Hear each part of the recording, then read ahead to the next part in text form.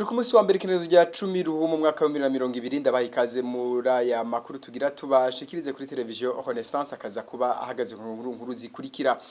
Abariko barashaka kwiyamamariza ikibanza c'umukuru w'igihugu mu kwezi kwa gatanu ntibavuga kumwe ibiri mu Burundi. Userukira mugambwe CNDD-FDD yemeza yuko abarundi muri iki gihatabukene na gatoya bafise mu gihe uwitoza ku giti ciwe Francis Rohero yemeza yuko abarundi bahebwe bakwiye nyabuna uwoza kubagarukira kubera amagorwa atewe n'ubukene barimo. Ngo subwicanyi buzotuma abarundi batera imbere bagacudika ivyo nibisigurwa na Musenyeri Simone Ntamwana ni mu gihe ariko arasoma imisa yo kwibuka bagandaguye umwaka w'1972 muraza kumukurikira murano makuru. Nkuko musabe mumenyereye ku misi ya mbere mukurikira ikiganiro Cure de la Société muraza gukurikira uyu musi ingene abakenyezi n'abakobwa mu Burundi batorana ariko kikaba n'ubu kikiri kibazo mukaza kubikurikira murano makuru ndabaha ikaze mu Donido.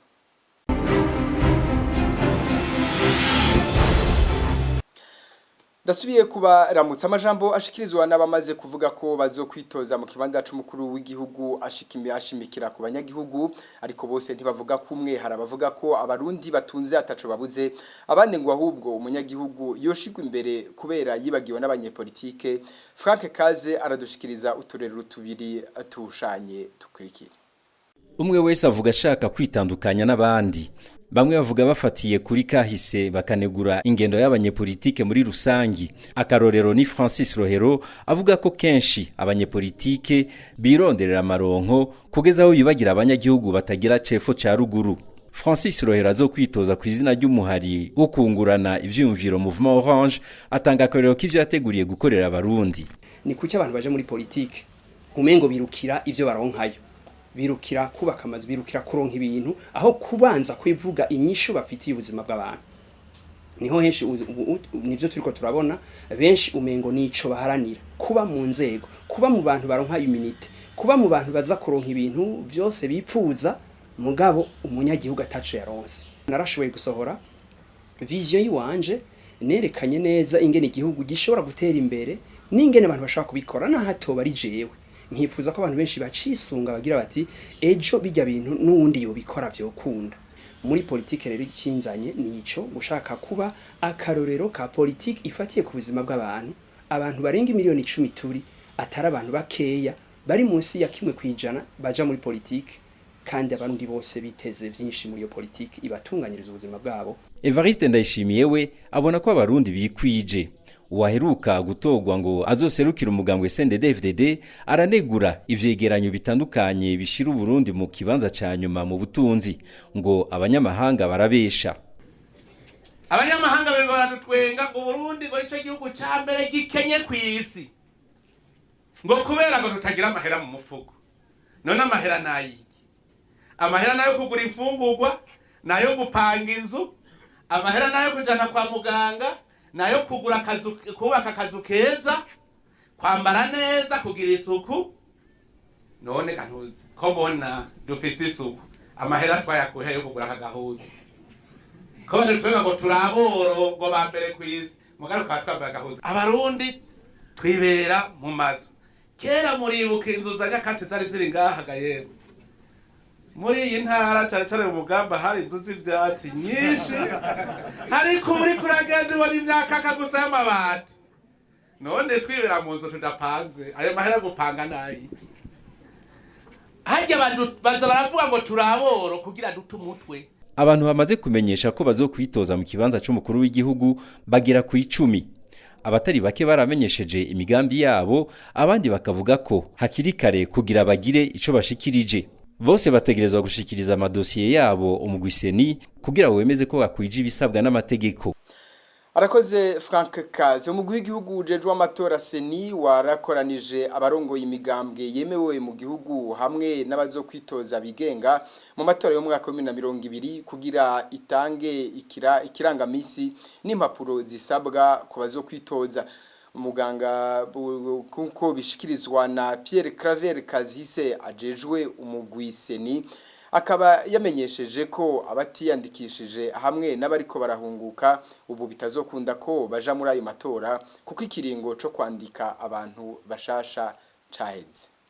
Uko amatora ategurwa abazotora bariyandikisha igihe hanyuma bigahera kugira ngo abatora bamenyekane ngene bangana none ico gihe carashitse nico gituma no munsi twaciye dufata kano kanya tukababwira tuti abazotora bangana imiliyoni 5 ibihumbi 126 n'amajana 351 bisigura yuko rero atarindi yandikwa muri aya matora y'ibihumbi 2020 ntarindi yandikwa rizoba mugabo kandi kwabahunguka baba bishaka ni vyiza kandi mugabo kigiye carenze nta kundi byogenda tugomba yuko amatora no mwaka nitwobananya twandika mugabo kandi muraza amatora aragenda arabubu kandi akazogaruka mu kindi gihe nyuma y'ikiringo abo batashobora gutora no mwaka batazosubira gutora no mwaka bazoshobora gutora mu yindi myaka izokurikira. Turacari kurigibijanye n'amatora yimirije umuryango wa Afrika y'ubuseruko ngo uzorungika indorerezi zawo gukurikirana amatora mu Burundi bikaba vyavuzwe na mu mpera zindwi na Libera Mfumukeko umunyamabanga mukuru wa EAC aho akaba hari mu kiganiro yahaye abamenyesha makuru izo ndorerezi zikazokurikiranira ayo matora mu kiringo kinini no kuvuga imbere y'amatora mu matora n'inyuma yayo kurikira Libera Mfumukeko. L'EAC déploie une mission d'observateur électoral à long terme. Umuryango w'ubumwe bwa Afrika y'ubuseruko uzorungika indorerezi zawo gukurikirana igikorwa c'amatora mu gihe gito na kinini kugira uvugane n'abajejwe igikorwa c'amatora hamwe n'izindi nzego zijejwe gushira mu ngiro n'uburyo uwo mugambi w'amatora utunganijwemo. Abazokurikirana amatora mu gihe kinini bazokurikirana ibikorwa byose by'amatora imbere y'amatora mu matora n'inyuma y'amatora. Afrika y'ubuseruko izorungika kandi indorerezi zawo zizokurikirana ayo matora mu gihe gito no kuvuga gukurikirana ayo matora ku munsi w'itora gusa. Amareta agize uwo muryango azogena abagize umugwi ujejwe gukurikirana amatora hisunzwe amategeko y'uwo muryango. Abazoba bawugize n'abaserukira ibihugu vyabo muri uwo muryango, abajejwe gutunganya amatora, abo mu manama nshinga amateka ya EAC, abanyamabanga b'uwo muryango wa Afrika y'ubuseruko, ubushikiranganje bwawo, inzego zije agateka kazina muntu amashira hamwe adaharanira ivyicaro vya politike hamwe n'izindi nzego zibijejwe muri uwo muryango wa Afrika y'ubuseruko. Organisation de la société civile et autres institutions concernées dans la région de l'EAC. Nayo ngo abarundi barakwiye gutahura ko kwicana bidatuma abantu baroranirwa. Umusenyeri Simoni Ntamwana umwungere wa diocese nkuru ya Gitega akabashikirije mu nkuka ya misa kuri uyu wa gatanu mu ntumbero yo gusabira abarundi bagandaguwe mu mwaka w'1972. Musenyeri Simoni Ntamwana akaboneraho gusaba abarundi bose baje hamwe kugira batorere inyishu ikibazo c'ubwicanyi bwabaye ndase mu Burundi. Ubwicanyi bw'agahomerabunwa niho nyabwoko koko kuko abishe mu 72 bahitana uwo wese atiyumvira nkabo bakarondera mubo bita abansi babo bakabafata bakabakira urwo gupfa batababuranije kandi kenshi babakuye mu bwoko bonyene bidomeye ku rutoke. Ukwica umuntu turazi ko ari ukumwaka ubuzima, ukamwaka ijambo, ukamwaka ukwidegemvya kwiwe. Ubu rero tuhagaze imbere y'ibisigi vya bene wacu bapfuye mu buryo budasanzwe. Nidutegere ko ukwica kudahindukamwe neza yotuma abantu baroranirwa. Nta na hamwe vyabaye. Umuvumo wicaye mu Burundi bwakurikiye 72 nukuri uwo muvumo turawuzi. Nono munsi ningeneka ko twicarira ico kibazo cy'ukubura umuvukano kugira ngo dushobore kuwusubizaho tuwuzuze uheze ushobore guhuza abarundi twese. Turabananya nayo makuru abamenyesha makuru bane bikinyamakuru iwacu barakwije kuri no musi wa mbere misi 112 bafunzwe bakaba baciriwe umunyororo wo gufungwa imyaka 2 n'igice hamwe n'ihadaburi ingana n'umuriyoni umwe na sentare nkuru yo mu ntahangwa umushoferi we akaba yarejejwe tubibutse ko abo bamenyesha makuru bahagaritswe ku igenezo rya 22 gitugutu mwaka uheze ibubanza bakaba bahagaritswe bagiye gutohoza inkuru muri komine ya Musigati ahari ko harabera intambara hagati y'abitwaje ibigwanisho n'abajeje umutekano Christine Kamikazi Agnes Ndirubusate hasi Mpozenze na Ejide Harerimana bakaba bagirizwa gushaka guhungabanya umutekano w'igihugu.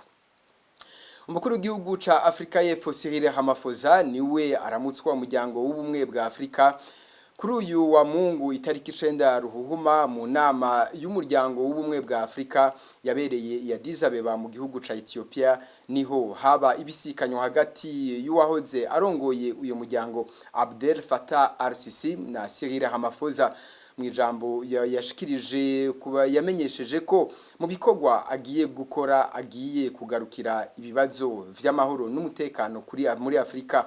Felix Tshisekedi arongoye Republika ya Demokrasi ya Kongo akaba ariwe yamenyekanye ko azorongora umuryango w'ubumwe bwa Afrika mu mwaka w'ibihumbi 2021.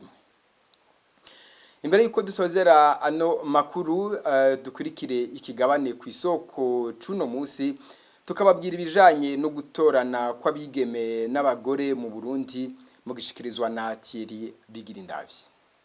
Umukenyezi mu Burundi ntatorana kwitongo kwasi arima mu itongo ryo yagiye kubaka ariko naryo nyene yatagize amahirwe ngo aronke ibibondo usanga ata burenganzira bukuri ko dushaka afise iyo ubakanya takiriho. Ivyo bifatwa nko kurenganya bigeme n'abakenyezi kuko abantu bose bangana imbere y'amategeko.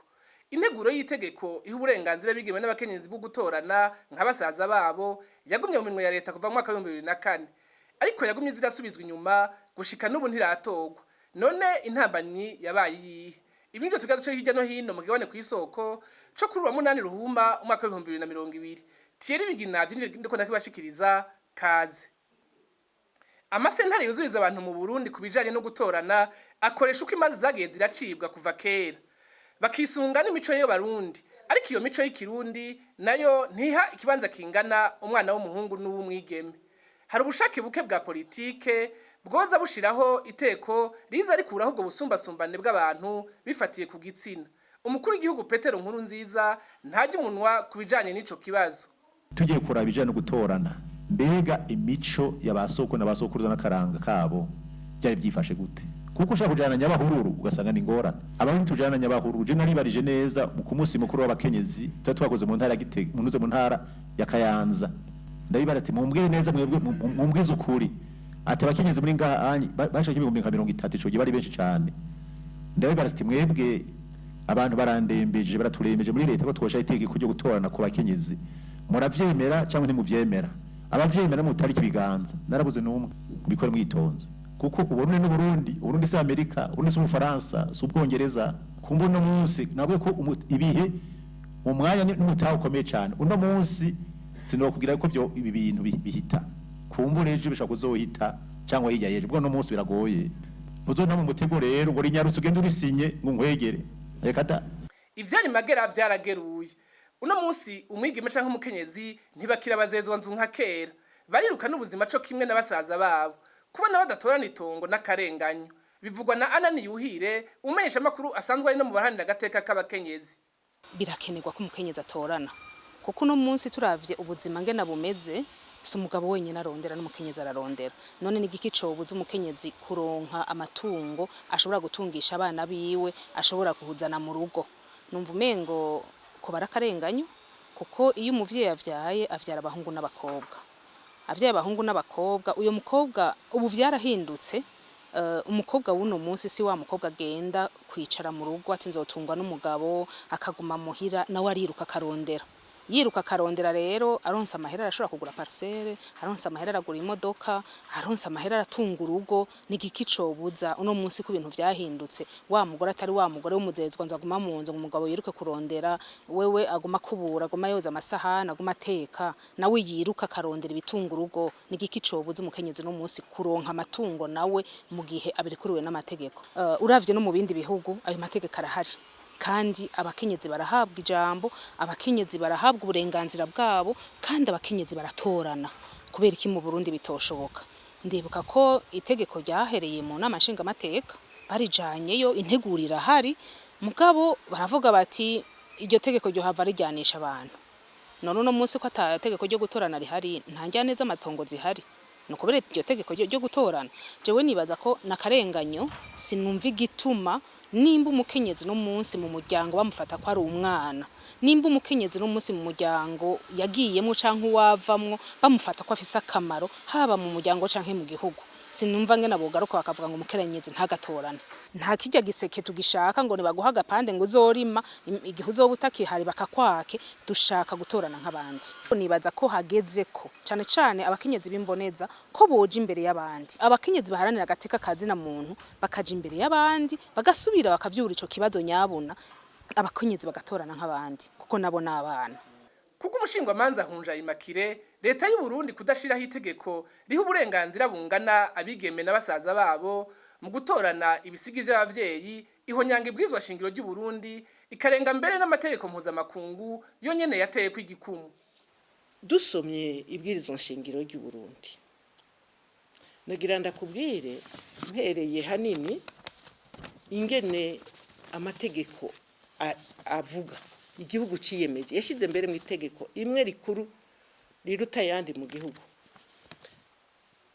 Icambere ivuga ati mu vyo niyemeje mu mategeko mpuzamakungu, ivyo biri mu ngingo ya 13 ibwirizwa shingiro ry'u Burundi, ivuga iti amateka n'ibitegekanijwe vyatangajwe bigakingirwa n'amasezerano y'isi yose yerekeye agateka kazina muntu Uburundi bwiyemeje biri mu bigize ibwirizwa shingiro ry'igihugu.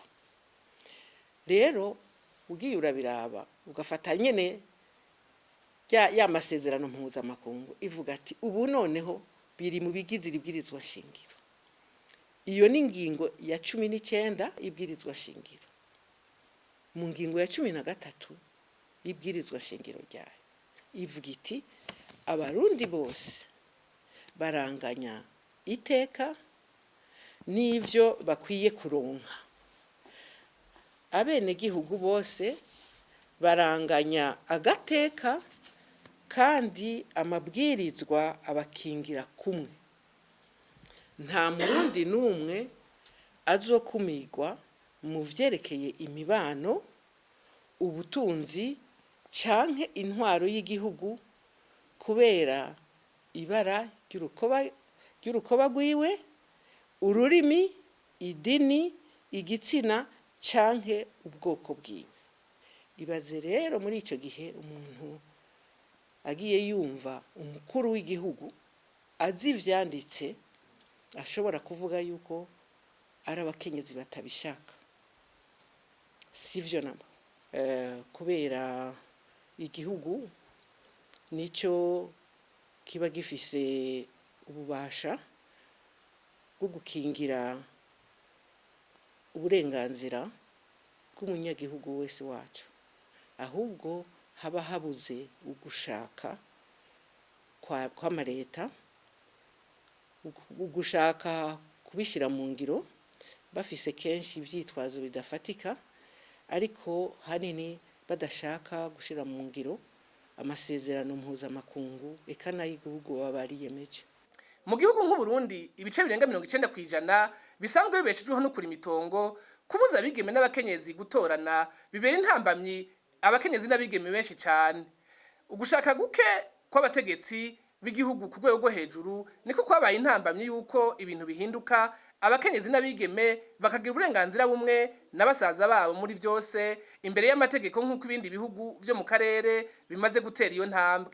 aha akaba ari naho kigone ku isoko co kuri uno munsi kigarukiye. Arakoze Thierry Bigine Davide no ngaha duce dusozera amakuru twatse kubashikiriza amakoze mwese mwadukurikiye naho kwisango rizokurikira.